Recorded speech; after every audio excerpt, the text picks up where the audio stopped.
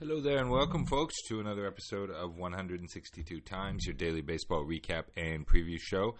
Welcome to a Friday night episode. Hope everybody is looking forward to a nice weekend out there in the world. I went and hit a ton of golf balls at the range tonight because I am playing in a scramble tournament tomorrow. And I wanted to sharpen up. I haven't played golf in about 2 weeks. Went okay. The range that I go to is out on the west end of Ottawa, and they have a grass area at the range, which in theory is what you should hit off of, because obviously it's more realistic than the mats. You hit off the mats, and every shot is the same, so it's not really, it's not really giving you kind of like a real feel for what it's like. But the grass, it's really weak grass where they put the area where you can hit, so it's basically like hitting out of a bunker. It's so sandy and you just rip right through the turf. So I find it really annoying, actually. Anyway, I ended up getting a second bucket and just going and hitting off the mats. And I thought I hit the ball pretty well. So we'll see how that goes for tomorrow. I seem to have some kind of an issue with my wrist. And I think it goes back to playing 2 weeks ago. I tried to hit this ball that was pretty much wedged in an embankment because I didn't want to take a drop. And I took an almighty swing at it, and my club pretty much wedged in the embankment, and I think I jarred something in my wrist. Anyway, we'll see how we play tomorrow, and hopefully it goes well. In terms of playing well and all that kind of jazz, we should talk about the Mariners. The Mariners have been playing really well. They won the first 3 games out of 4 against the Chicago White Sox, the lowly Chicago White Sox, but nonetheless, they won the games. So they were looking for the sweep on Thursday night in Seattle, and unfortunately they came up a little bit short. So it was a 3-2 final in 10 innings. The White Sox came out on top, moving them to 18-52, still dead last in the American League Central. The loss for the Mariners drops them to 40-31, still first place in the American League West. It was relievers involved in the official decision, so it was Michael Kopech getting his second win of the year. He's 2-6 with a 4.91 ERA now. Andres Munoz got an opportunity in the 10th inning, but he gave up the winning run, so he took the loss. 2-3 now in the year with a 1.61 ERA. That's still very excellent. And the save went to Tanner Banks of the White Sox, and that was his second save of the year. He's got a 4.73 ERA. The starting pitching was really quite good. For the Mariners, it was Emerson Hancock who was called up from Tacoma and was promptly sent back down. We'll mention that later. But he did a full 7 innings, gave up only 6 hits, 2 runs, 2 of them earned, 2 walks, only 1 strikeout, and he gave up 2 home runs. So it was 2 solo shots, and it was back-to-back jacks. So earlier this series, I had said, I think that's the first time a team has gone back-to-back off Mariners starting pitching this year. The White Sox did it to them twice in a 4-game series. Very interesting. We'll get to the bullpen in a second, but I thought the real story of the game was Garrett Crochet of the White Sox. He really should be an all-star. He was superb. He went 7 innings, gave up only 2 hits, 1 run, 1 of them earned, 2 walks, 13 strikeouts. I think that was a season high, if not a career high. He went 102 pitches. Hancock went 92 pitches. Then they handed the ball to Brebbia. He did an inning for the White Sox, struck out 2. Kopech got the win, but also the blown save. Love how that happens in scoring. So he gave up a hit, a run, an earned run, 2 Ks, and the hit was a home run. And that tied the games, thus giving him the blown save. But he was the last White Sox pitcher to pitch before they took the lead for good. Therefore, he got the win, and the save went to Banks, who struck out 2 in an otherwise clean 10th inning.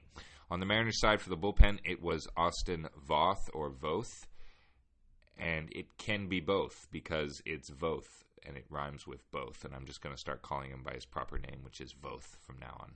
We had 70 episodes of calling him Voth or Voth. It was a lot of fun. Both were good, but it's Voth.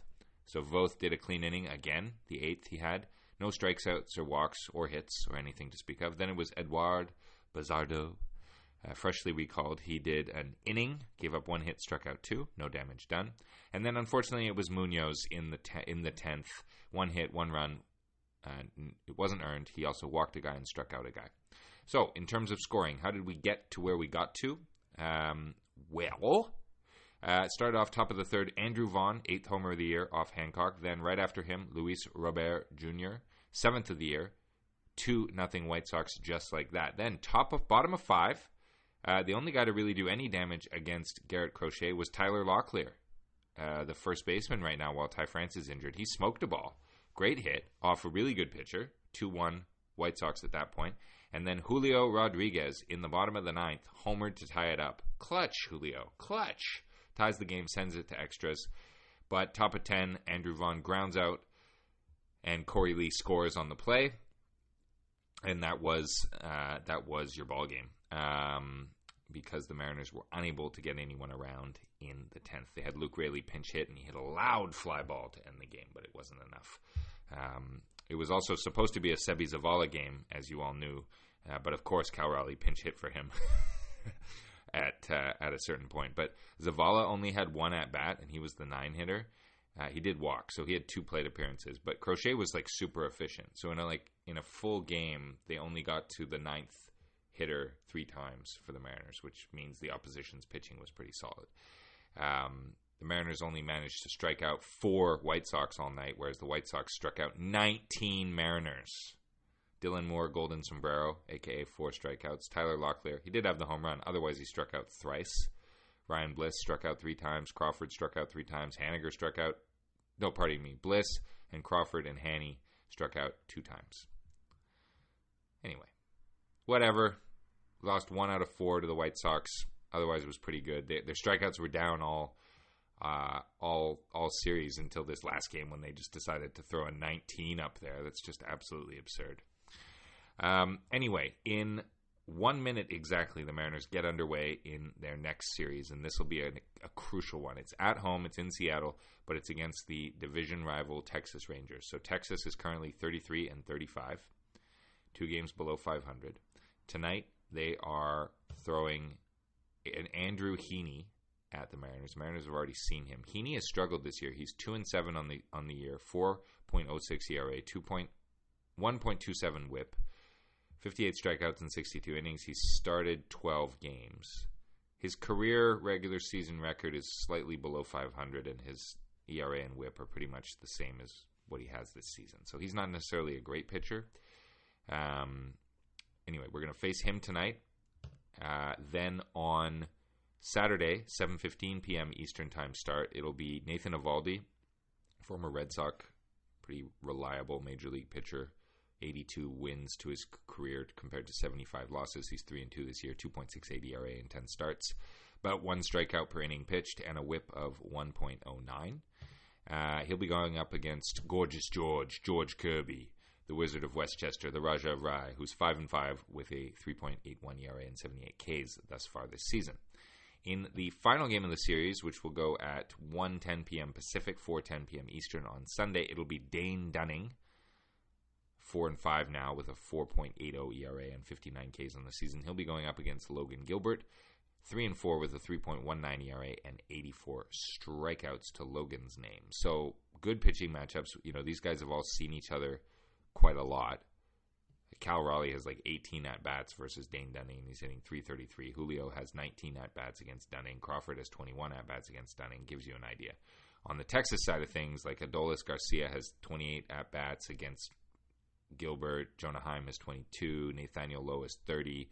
Simeon has 26. Seager has 18. These teams have played each other a lot. So, we're familiar with these guys. It should be a really, really good series. I'm excited to start watching. In fact, I think the first pitch has been thrown. So, in terms of lineups, Texas will roll out Trevor Simeon, second base, batting leadoff. Corey Seager will DH and bat second. Adolis Garcia in right field, batting third. Nathaniel Lowe will clean up and play first base. Wyatt Langford in left field, batting fifth. Leonis Taveras will play center field and bat sixth.